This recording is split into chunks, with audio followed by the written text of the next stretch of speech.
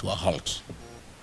Further, he strongly stated as follows: that the international oil companies, IOCs, had not declared their inability to perform their obligations. And we know that there was official communication requesting a contract review and price adjustment following the Middle East crisis. That the trio had resigned during the Easter weekend while still under police custody. That the 3 accused persons would be charged in a court of law for various offenses. National oil companies, IOCs, in the so-called G. Saudi Aramco, they supply diesel and so. Abu Dhabi National Oil Company, ADNOC, they supply diesel and jet fuel. And Emirates National Oil Company, ENOC, they supply super petrol. And distribute fuel through 6 had picked local. But what was being hidden from the public was the real culprits. The team leader of this oil scandal is William Ruto, Felix Koskei, and the abroad-based expert, the CS for Energy and Petroleum, Mr. Opio Wandai. And a local company, which is a nominee of the international under the so-called G2G framework. While the crisis in the Middle East brought about the conflict of the USA and Iran, William Ruto saw a big business opportunity to fleece Kenyans. Kenyans would recall the Brazil maize scandal of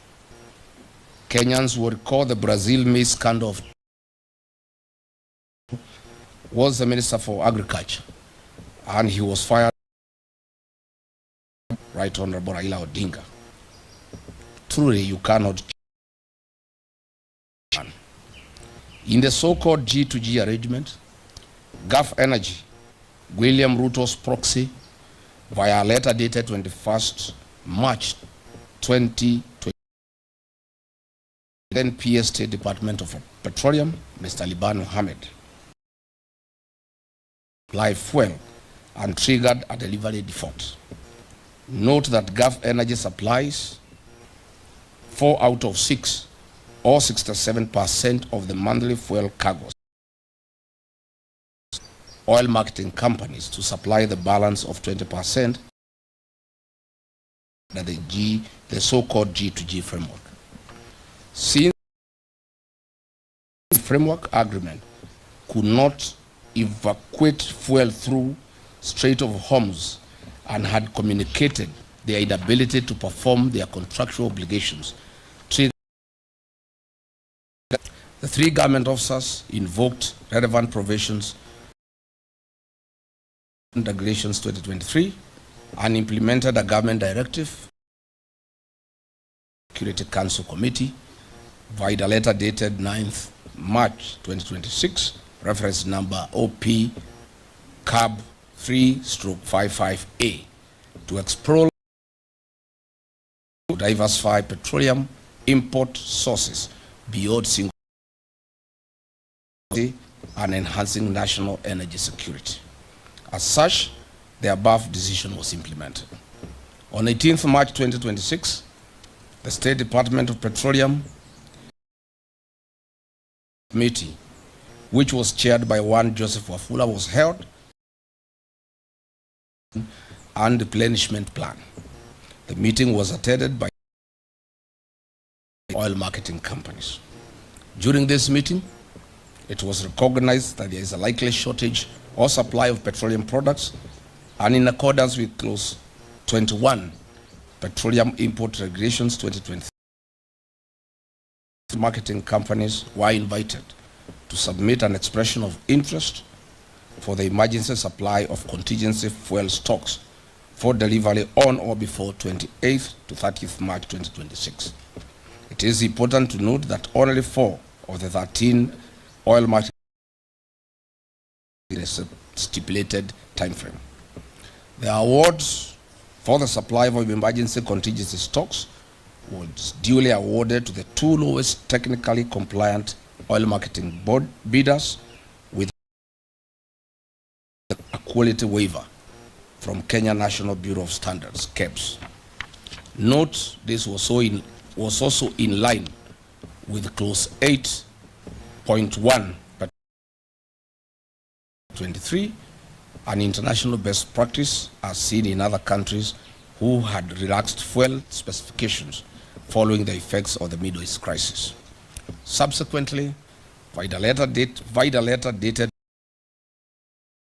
reference MITI/CS/Volume 1/Waiver Number 3, signed by Honorable Lee Kinyanjui, CS Minister of Investment, Trade and Industry, addressed to the Honorable P.O. Wandai, granted waiver for oxygenates and benzene parameters in the KSES 158/2025. The following companies were awarded: 1 Petroleum and Oryx. These were contingency cargoes with delivery dates on or before 30th March 2026. Their supply position was to provide fuel cover for 2 weeks, thus ensuring product availability during the Easter holidays. But where is the mischief of the oil cartels? William Ruto was well appraised of all these processes and procedures by the National Security Council Committee, chaired by Head of Public Service Felix Koskei, Ruto's errand boy. After William Ruto got a brief that Gulf Energy's bid was knocked out on technical grounds, gotten their letters of award, he issued clear instructions fixed to the procurement process and awarded with immediate effect. Gulf Energy submitted their bids 3 days later after the awards had been executed. Their delivery was for the 8th to 15th April 2026, which was 10 days past the preferred date range of April 2026. The bid of Gulf Energy was rejected by the Vessel Alignment Committee, State Department of Petroleum. This being William Ruto's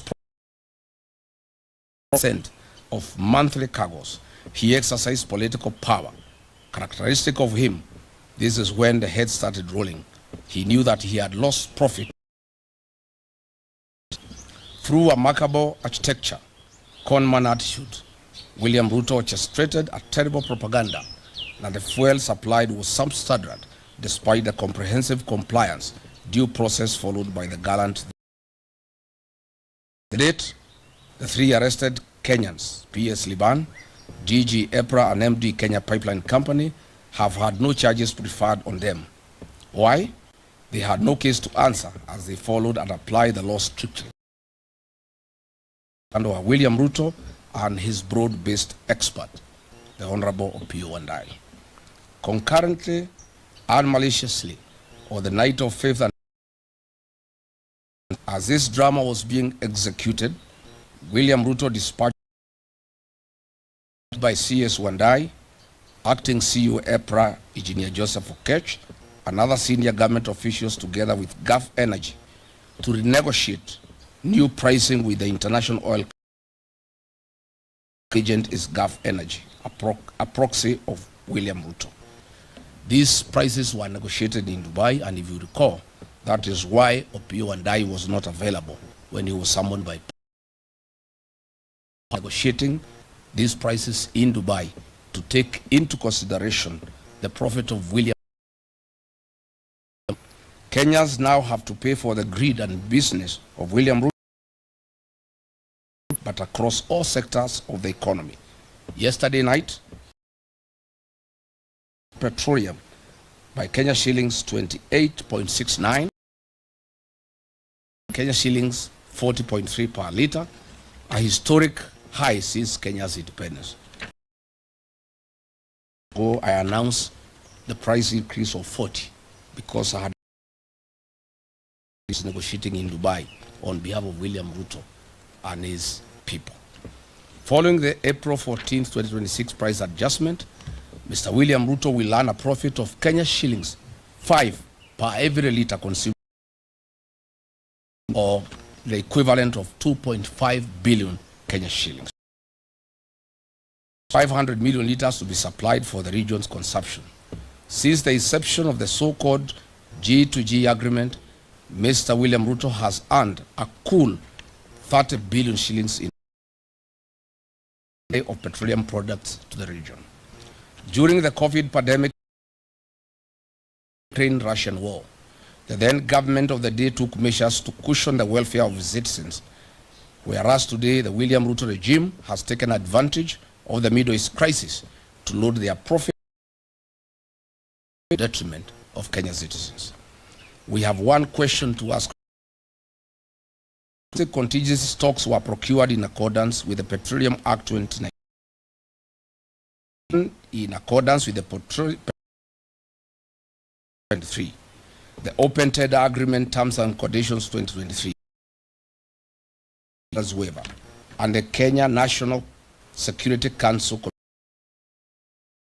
9th March 2026 officers committed. Therefore, then we demand as follows: leave being on top of the vehicles as you have always done. You must now make hard decisions for the future.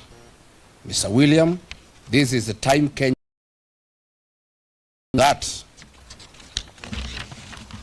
you immediately stop living your dream and utopia and face reality. Mr. William Ruto, you must immediately direct the Speaker of the National Assembly, you are sycophant, to convene a special sitting of Parliament within 7 days to address the following urgent issues, failure to which the United Government shall call for national to cancel the so-called government-to-government petroleum framework, as it involves hard-picked oil marketing companies, commercial frameworks between William Ruto and private international companies. We want to explain that this is not government-to-government. Government companies in the Middle East, circumstances. If it was government-to-government, these Middle East companies would be working either with the NOC or with Kenya. Nothing like government-to-government deal. It is government to William Ruto. Unequivocally demand for the immediate resignation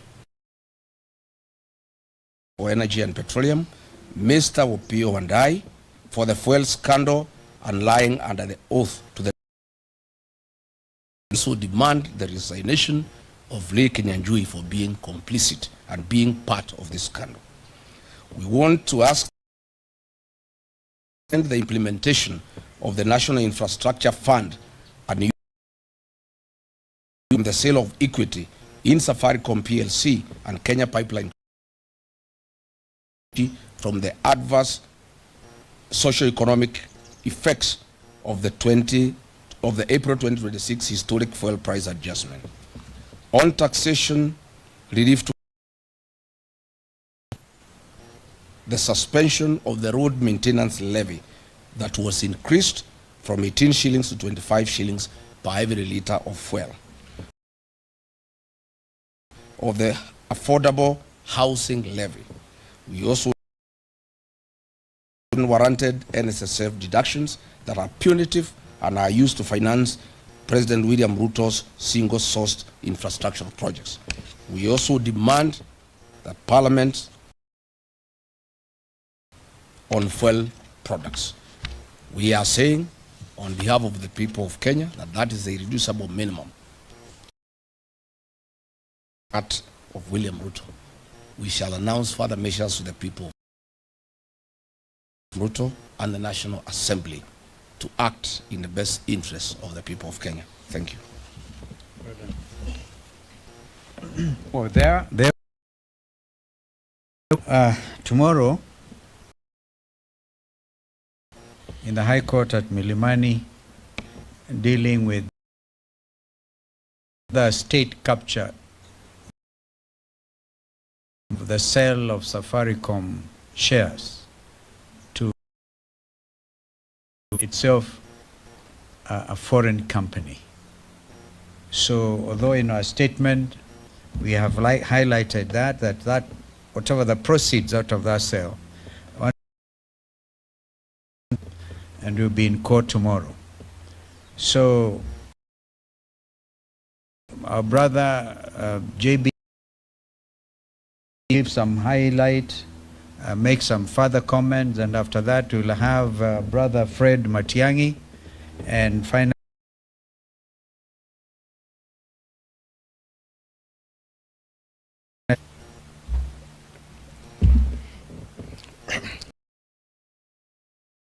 I just want to state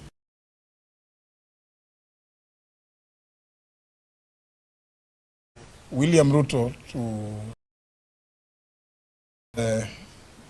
his proxy, Moses Wetangula, to convince the House is still sitting. But we are saying that if indeed William Ruto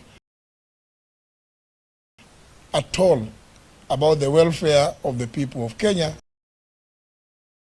the revenue and expenditure estimates will be tabled before the House of Parliament of this month, and therefore our call for the removal of VAT and the suspension and or total exclusion of the extra on the fuel levy at this time and be considered during these special ramifications of this historic and abnormal effected last night. The implications will spread to all sectors and affect the socio-economic fabric of this country. In conclusion, I just want to amplify the point raised that indeed, as Kenyans would recall, the reigns of governments in 2020, after he had made several promises that of the many taxes in the fuel sector, he never shined to criticize the former. He said that there will be a review of the many. In fact, in his own words, he put those levies at 15. He said they're going to be reviewed. Felt that when he came up with the idea of a G2G arrangement to address that issue of the mini taxes. The matter did come to me as Attorney General, brought to me by the CS then, Davis Churchill, the Presidency Council of Economic Advisors, David D., and Hassan Mohammed. But I just raised one question. Yes, Saudi Aramco is owned by the Saudi government. It is therefore a government company. It's owned by the Abu Dhabi. It's owned by the Emirates. This is, in fact, indeed, it's just an acronym. If it's going to be a government to government, the government on the Kenyan side, and of course the excuses were used that, there was a pressure on the Kenyan shilling because the oil marketing not less than 500 million shillings every month to import, and that now the arrangement was that 6 months we do before paying for the fuel But surprisingly, the government of Kenya, the government-owned National Oil or the Kenya Pipeline Company, KPC, so that the equation makes sense when you talk about G. Instead, the government of Kenya, oil, the IOCs, the three from the Middle East, to nominate locally, purported to have interest in, and those are the ones led by Gulf Energy, in which controls more than 3/4. As we know, this Gulf Energy is the company that bought out the British consortium that was dealing with the Turkana oil. And therefore, we have never seen a reduction in the fuel. Pluto is right in the middle. On the Kenyan side, is the G. That's why we are calling on William Ruto to now this arrangement, and that's why we are saying Parliament should actually be the one in the forefront to call for scrapping of arrangement, so as to address the plight who is going to get the effects of this increase in fuel prices. Thank you. Thank you. In addition to what my colleagues have said, when we were the 3 points that need to be made in addition to what we have said in the statement we have put out is that, one, a lot of information leaders of the opposition. This is because there are so many Kenyans out there in the public and private sector who are not just alarmed, but generally deeply frustrated by the way this administration is managing our country. I ask the question all the time, in this era of information and liberal availability of information, that the government and its leaders, the public will not know, which leads us to the conclusion, deliberately, and they actually don't care about the law, they don't care about the stability of the country, and they don't care about the progress of the country. Two, astounding the level of conflict of interest involved in this matter. Documents and all the information that has been brought to our attention, it's so abundantly clear that the president and head of state is not is a practical key player in this whole matter. And our president is now faced with that conflict of interest where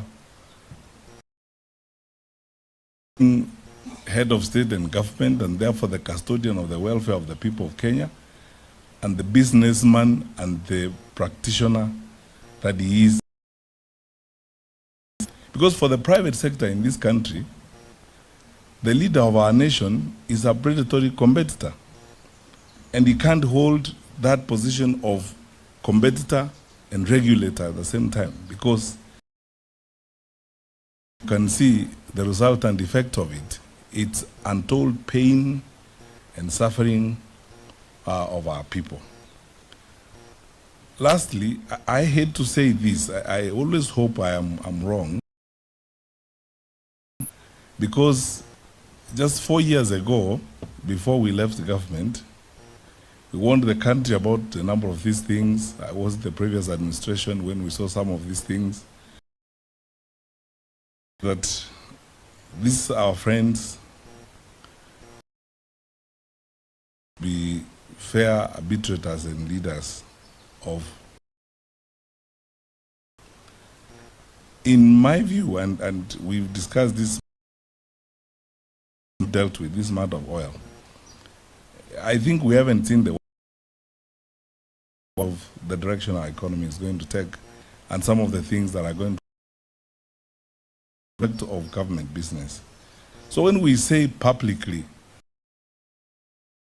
the country is going the wrong direction, we do so because we love our country, we are patriotic, we are responsible people, and we have a moral duty to point out to our fellow citizens when we think we are clearly entering a very dangerous zone in the affairs of our country. Our leaders need to make that painful. Going to be leaders, regulators, managers of the affairs of our country and therefore the custodians of our people's welfare, or they are going to be private business people doing business. If you sat down with Kenya Private Sector Alliance, and all these private sector people working in our country and investing, working very hard in our country, some of them in low tones, some of them in extreme frustrations of the things that happen, give you evidence the wrong direction. And we are asking these questions negative about these things, but because we are also alarmed at all these things that are available. And we want to, lastly, on behalf of my colleagues, thank the Kenyans. Information. You had my two colleagues who spoke, my three colleagues who spoke before me, our Honorable Kalonzo Musyoka and the Honorable Muturi. All this information that we have, a lot of it every day is coming to us from Kenya. We want them to know that we appreciate their forthrightness and their commitment, and we remain open. Please give us more information on this, because we have been taken through this oil business,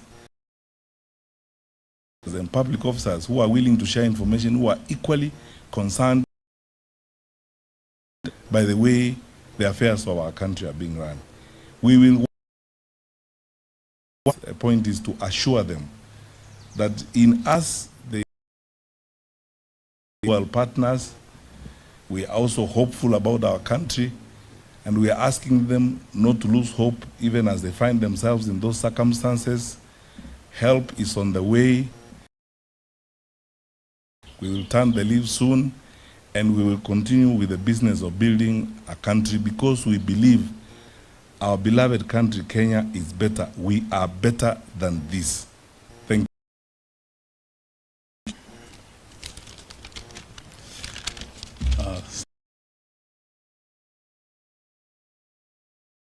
Lugha ya taifa, na niseme ya kwamba wenzangu na shirika la April limetangaza kuongezeka kwa bei ya mafuta kwenye station yoyote ya petroli yako zaidi ya shilingi 200. Na hili ni jambo litaumiza wananchi sana, haswa wako mashambani. Diesel imekuwa bei ya juu sana, na inamaanisha hata yule mkulima pale kwenye shamba, kuanzia leo mambo yatakuwa magumu. Hata diesel itapanda, hata vijana wetu wa bodaboda. Hiyo inamaanisha nauli itapanda kutoka kwa yule mwana bodaboda, yule matatu, ile bus, na popote unapoenda sasa imeongezeka kuanzia jana. Na mara ya mwisho tukifikisha zaidi ya shilingi 200 ilikuwa wakati wa maandamano ya kwanza, wakati ya serikali ya Kenya kwanza, na hiyo ndio ili double mambo ya VAT, ushuru kwa mafuta 8 kwa lita hadi shilingi 10 ya VAT on fuel every liter. Hapo ndio ilifanya gharama ya maisha ikaongezeka sana, kukawa na maandamano. Ulizwa twende kwa mazungumzo kule kwenye Bomas. Tuliongoza Mheshimiwa Kalonzo Musyoka kule kwenye Bomas, timu yetu ya Azimio, na kati ya yale tuliambia serikali hii ni shukisha ushuru. Ushuru wa kwanza, shukisha kwa mafuta.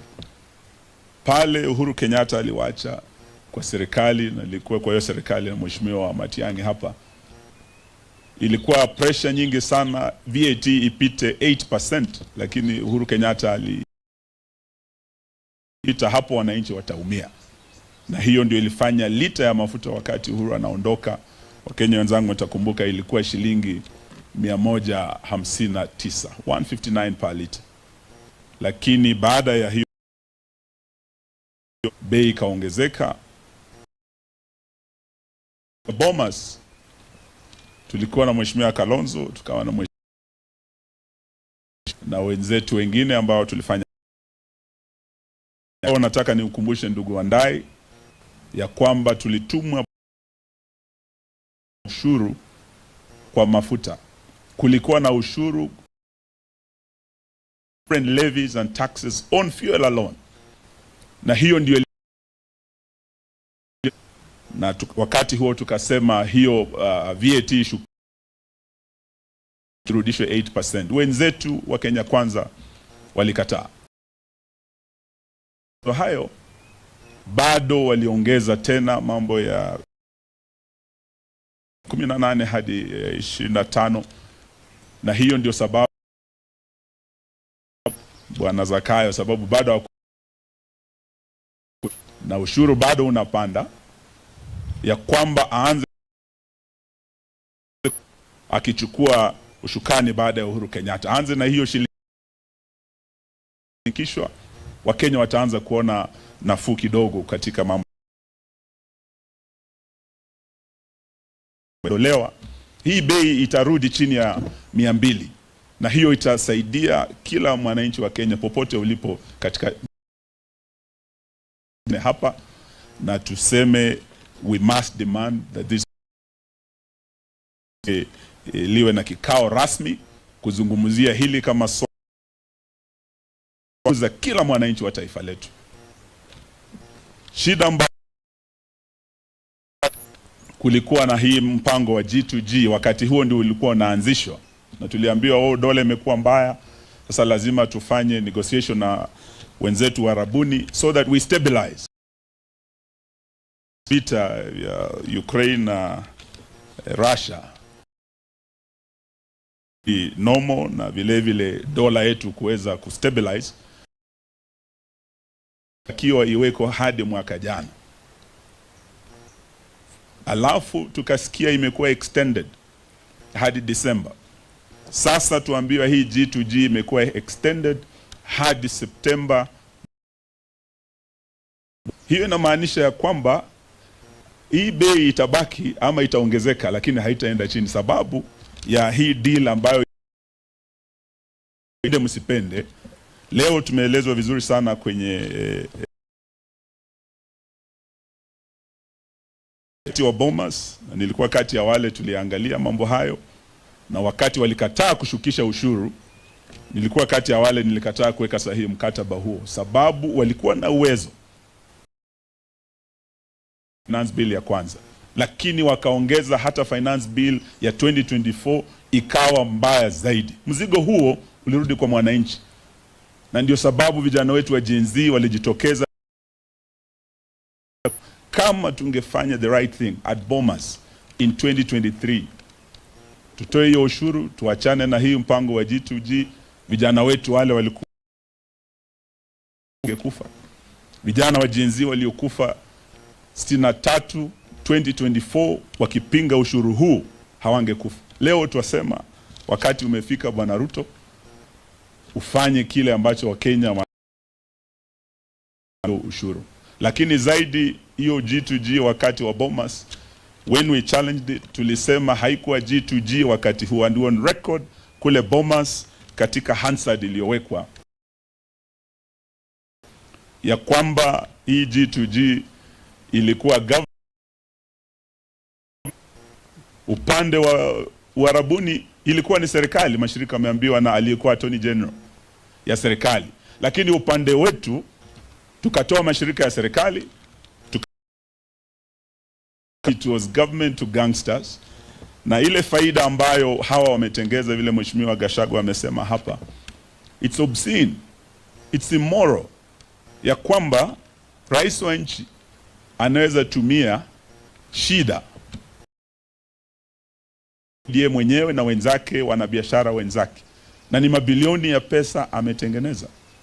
Yale yanaendelea Kenya ni kama yale Shakespeare alisema, merchants of Venice, ambayo wamechukua profiteers instead of patriots who are leading our country. Wachache wanajivunia kuwa Wakenya wakitengeza pesa nyingi sana kwa kila lita ya mafuta, na Wakenya waliokuwa at the bottom of the pyramid ambao walitakiwa waletwe up, hao ndio wanafinywa sana na wanavumilia kuwa Wakenya. Hii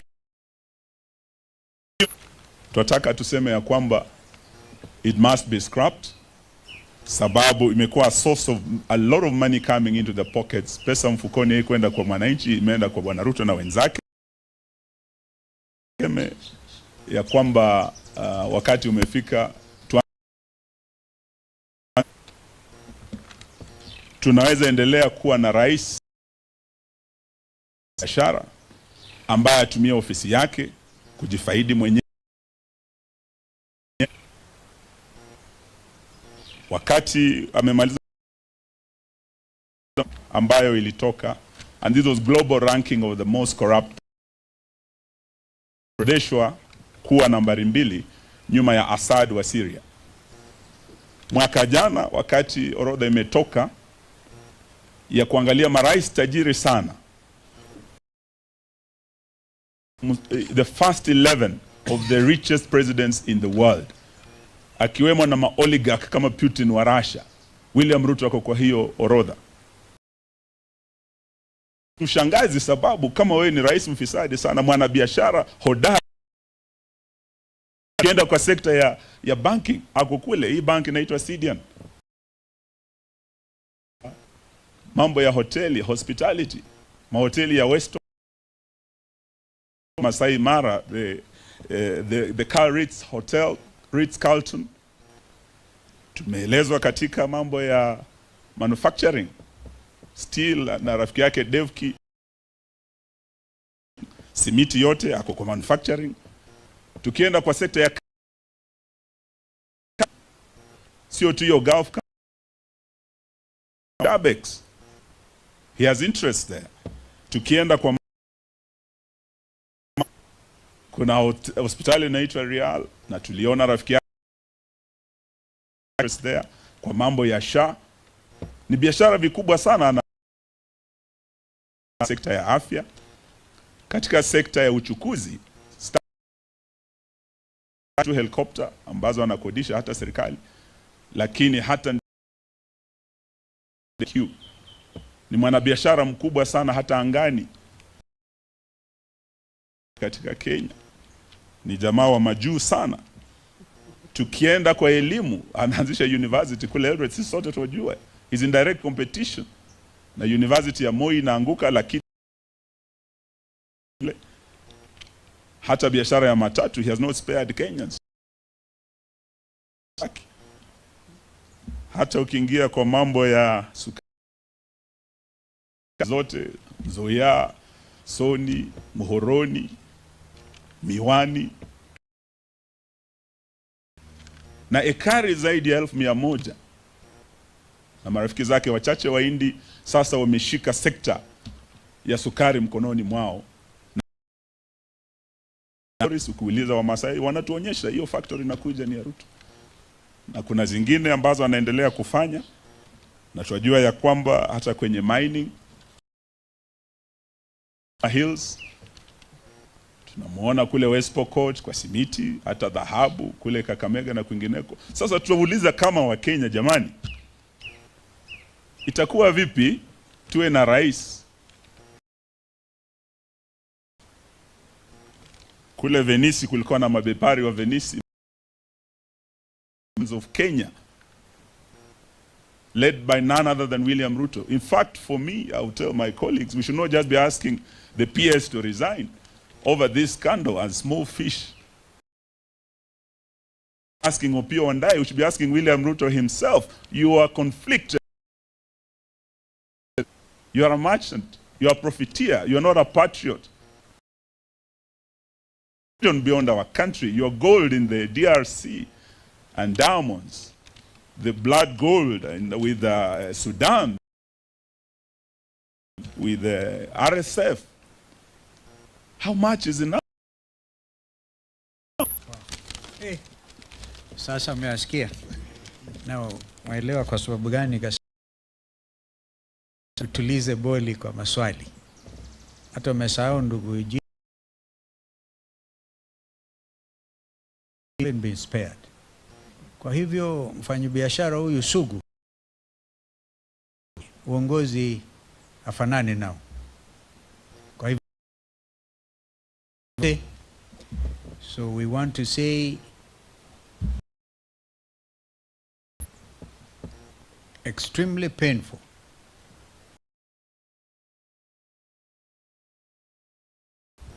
When we were saying sijui ng'ombe ya Eugene inakufa, akasema kuna ng'ombe safi sana.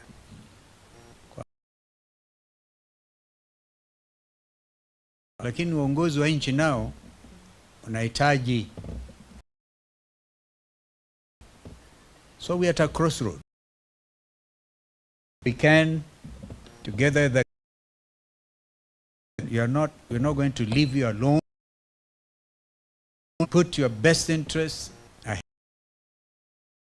Kwa hivyo, let's keep. Asanteni sana. Thank you. Okay.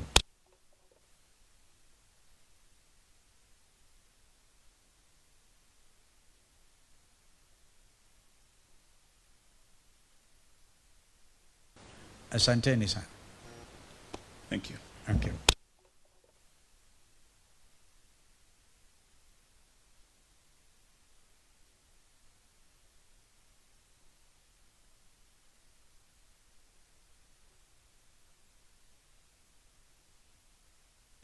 Asanteni sana. Thank you. Okay.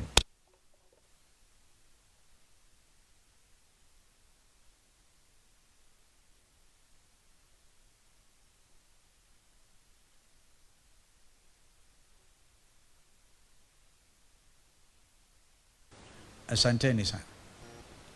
Thank you. Okay.